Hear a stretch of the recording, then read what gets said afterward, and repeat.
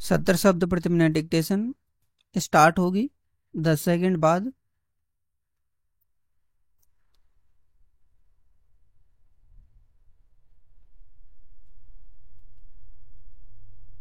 Start. याचिकाकर्ताओं द्वारा प्रस्तुत वाद पत्र में यद्यपि प्रारंभिक रूप से यह प्रार्थना की गई है कि परिवादी क्रमांक 1 उदयलाल द्वारा प्रतिवादी क्रमांक 2 शांतिलाल के पक्ष में वादग्रस्त संपत्ति के संबंध में निष्पादित विक्रय विलेख को शून्य, अमान्य एवं अप्रभावी घोषित किया जाए। तथापि वादपत्र की संपूर्ण सामग्री के अवलोकन से यह स्पष्ट होता है कि उक्त निवेदन गौण प्रतीत होता है। वाद की मुख्य प्रार्थना यह है कि संबंधित भूमि को श्री चार भुजानाथ मंदिर के नाम पर खातेदारी के रूप में दर्ज किया जाए। वाद इस रूप में प्रस्तुत किया गया है मानो वह किसी प्रतिनिधि कार्यवाही के अंतर्गत हो, परंतु वादीगण का उक्त भूमि पर प्रत्यक्ष अथवा अप्रत्यक्ष रूप से कोई हित प्रदर्शित नहीं किया गया है।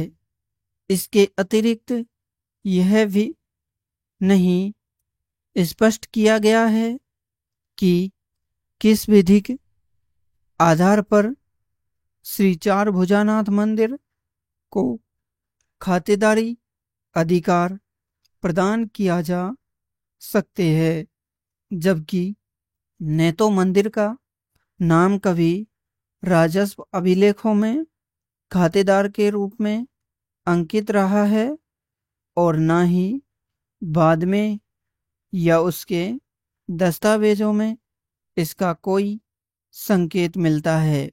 यह एक ऐसा विवाद है जिसका निवारण केवल राजस्व न्यायालय की परिधि में संभव है।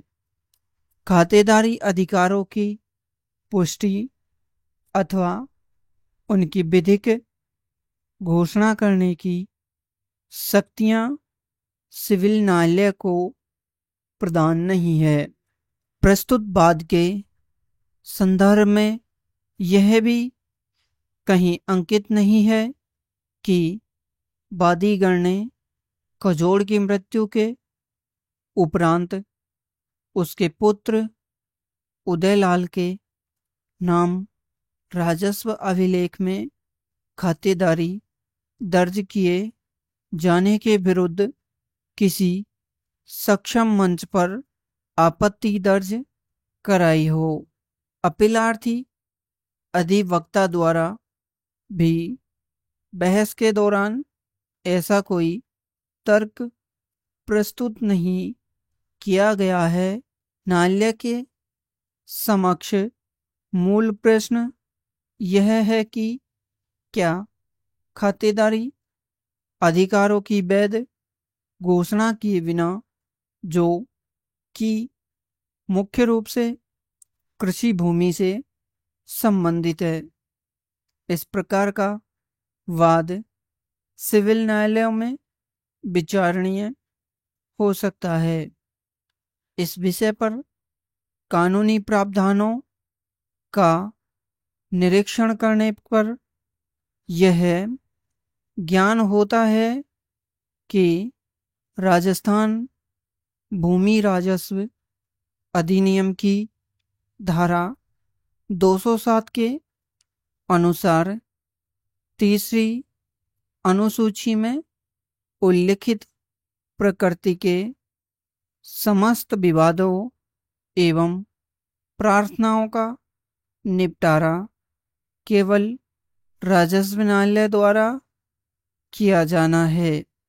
यह भी स्पष्ट किया गया है कि यदि विवाद का स्वरूप ऐसा है जिसमें राहत केवल राजस्व न्यायालय द्वारा ही दी जा सकती है, तो किसी अन्य न्यायालय द्वारा उसका संज्ञान नहीं लिया जा सकता।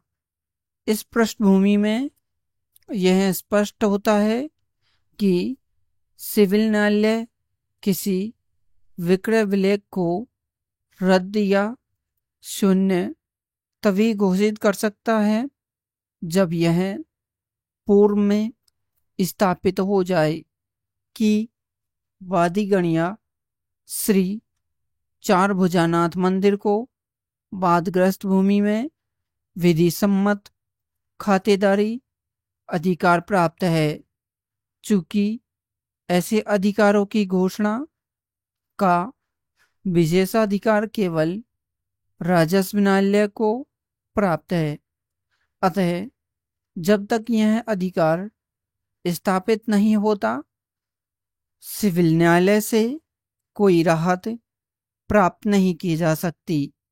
धारा 207 का तात्पर्य यह है कि यदि विवाद का स्वरूप ऐसा है जहां राहत केवल राजस्व न्यायालय द्वारा दी जा सकती है, तो यह अप्रासंगिक है कि सिविल न्यायालय में मांगी गई अन्य राहतें कितनी व्यापक या भिन्न है।